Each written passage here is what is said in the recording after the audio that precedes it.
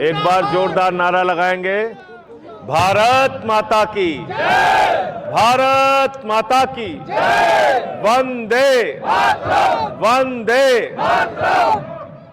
मंच पे आसीन इस क्षेत्र के प्रभारी, दिल्ली के 4 बार के विधायक भाई विशेष रवि जी, उत्तर प्रदेश के सह प्रभारी और 3 बार के विधायक भाई अनिल झा जी, हमारी प्रांत की ब्रज प्रांत के अध्यक्ष डॉक्टर हृदय चौधरी जी, हमारे जिला अध्यक्ष भगत सिंह जी, बरसाना के चेयरमैन पदम सिंह फौजी साहब, अजय गौतम जी पूर्व हमारे जिला अध्यक्ष, रवि जी हमारे पूर्व जिला अध्यक्ष, अश्वनी जी यहाँ के जिले के प्रभारी, हमारे आगरा के जो महानगर के हमारे अध्यक्ष हैं दिलीप बंसल जी, और हमारे जो आगरा जनपद के पूरे जिले के जो अध्यक्ष हैं सिद्धार्थ चतुर्वेदी जी, इन सब का बहुत बहुत आभार। और आगरा, अच्छा मथुरा के प्रवीण कहाँ गए? प्रवीण को बुलाओ। प्रवीण हमारे जो प्रवीण भारद्वाज जी, मथुरा के शहर के अध्यक्ष, जीवन लाल जी जो हमारे इस विधानसभा से कैंडिडेट रहे। मैं चाहता हूं सबके प्रयासों के लिए एक बार जोरदार तालियां आप लोग बजा दीजिए। और जो भी साथी हमारे इस यात्रा में चल रहे हैं कंधे से कंधा मिला के, उनके लिए भी एक बार जोरदार तालियां आप लोग बजा दें। बहुत सारे निगम पार्षद दिल्ली से आए हैं।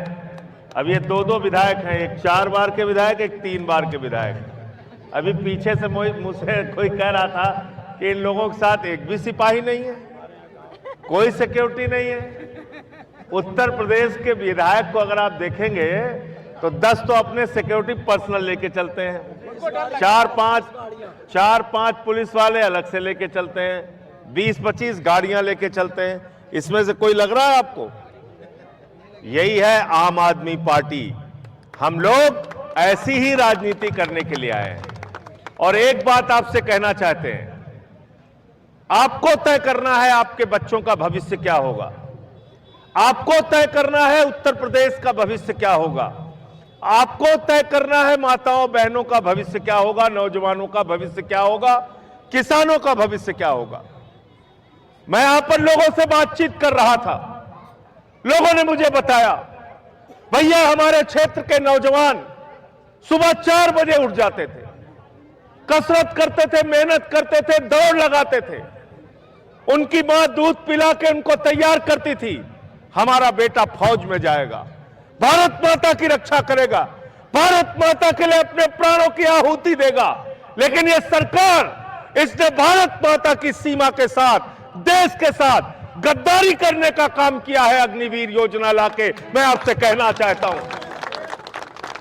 तुम्हारे पास अडानी के लिए पैसा है, अंबानी के लिए पैसा है, बड़े बड़े पूंजीपतियों के लिए पैसा है, लेकिन हमारा जो जवान भारत की सीमा की रक्षा करता है उसके लिए पैसा नहीं है।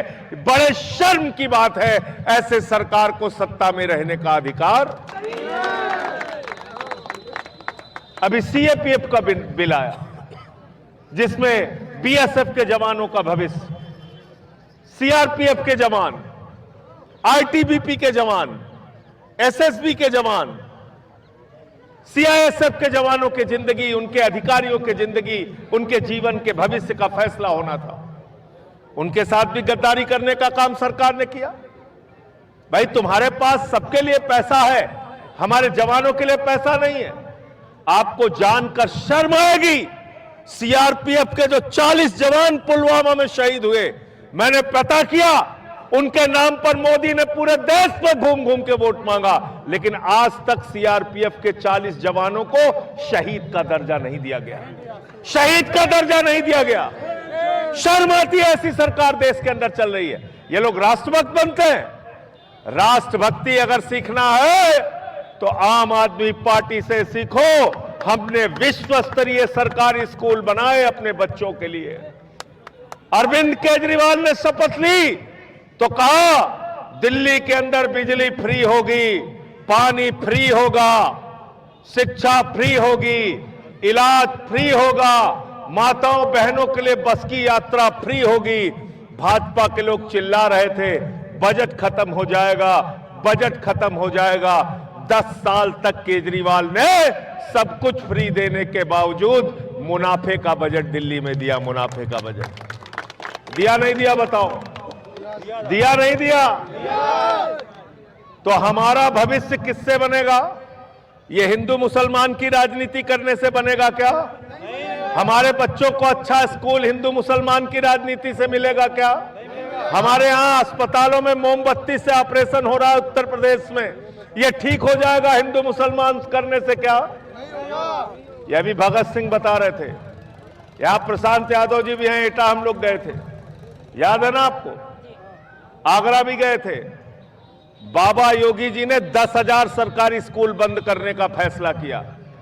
कोई भी पार्टी, भारतीय जनता पार्टी, बजरंग दल, विश्व हिंदू परिषद, कोई संगठन आके सड़क पर लड़ाई नहीं लड़ा। तो किसने लड़ाई लड़ने का काम किया? ये आम आदमी पार्टी के कार्यकर्ता गए और हमने कहा हमारे बच्चों का स्कूल बंद नहीं होना चाहिए।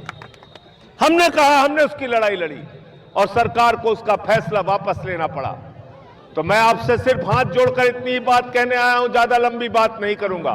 अगर बच्चों के लिए स्कूल चाहिए तो आपको आम आदमी पार्टी चाहिए। अगर अच्छे अस्पताल चाहिए तो आपको आम आदमी पार्टी चाहिए। अगर बिजली फ्री चाहिए तो आपको आम आदमी पार्टी चाहिए। अगर पानी फ्री चाहिए तो आपको आम आदमी पार्टी चाहिए। और अगर आपको अमन चैन की जिंदगी चाहिए तो आम आदमी पार्टी आपको चाहिए। सबका साथ और सबका विकास खाली नारा नहीं है, सबका साथ और सबका विकास तब होगा जब आप सबके लिए काम करेंगे और हिंदुस्तान के लिए सोचेंगे। हमारी भारत माता की जय जयकार तो तभी होगी जब उसके सारे बच्चे खुशहाल रहेंगे। गलत तो नहीं कह रहा हूं? गलत तो नहीं कह रहा हूं?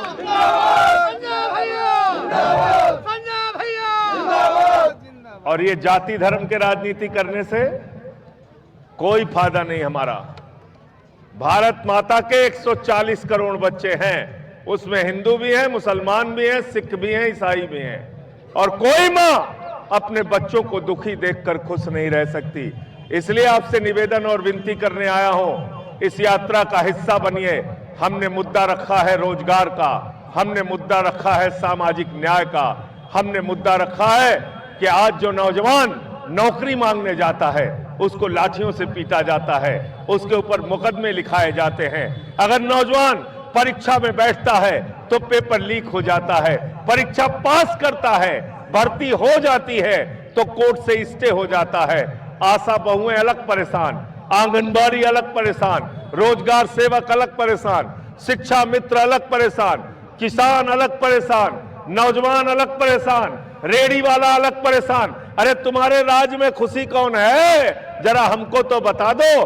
खाद की बोरी के लिए बुजुर्ग लाइन में लगे रहते हैं और उनकी मौत हो जाती है। यही आगरा मथुरा की घटना है। आप सोचिए कैसी सरकार चल रही है। इसलिए मैं आपसे कहने के लिए आया हूं, मोदी जी तो कह दिए हैं कि अब कोरोना जैसा संकट आने वाला है। डरा दिए आपको, डरा के राजनीति कर रहे हैं। डराने की राजनीति बंद करो। हम लोग न डरेंगे और न ही आपस में लड़ेंगे। ना डरेंगे ना आपस में। ये लड़ाओ और राजनीति करो, लड़ाओ और राज करो, नफरत फैलाओ और राज करो। ये राजनीति बंद होनी चाहिए। आप सबका बहुत बहुत शुक्रिया। भगवान कृष्ण की धरती पर, मथुरा की धरती पर आपने इतना भव्य स्वागत किया। मैं सर झुका के आपके जज्बे को नमन करता हूं। संजय भैया जिंदाबाद। भगवान कृष्ण के जीवन से क्या संदेश मिलता है हमको? भगवान कृष्ण के जीवन से क्या संदेश मिलता है? एक ही संदेश मिलता है। जब कौरवों ने पांडवों से कहा सुई के नोक के बराबर भी जमीन नहीं देंगे, तो भगवान श्री कृष्ण ने कहा अब युद्ध के अलावा कोई दूसरा रास्ता, युद्ध के अलावा कोई दूसरा रास्ता। अगर आप महसूस कर रहे हैं कि ये सरकारें हमारे ऊपर अन्याय कर रही हैं, तो आइए मिलकर एक साथ लड़ते हैं और इनको चुनाव में हराते हैं। ये काम हमको करना होगा। बहुत बहुत शुक्रिया, बहुत बहुत धन्यवाद।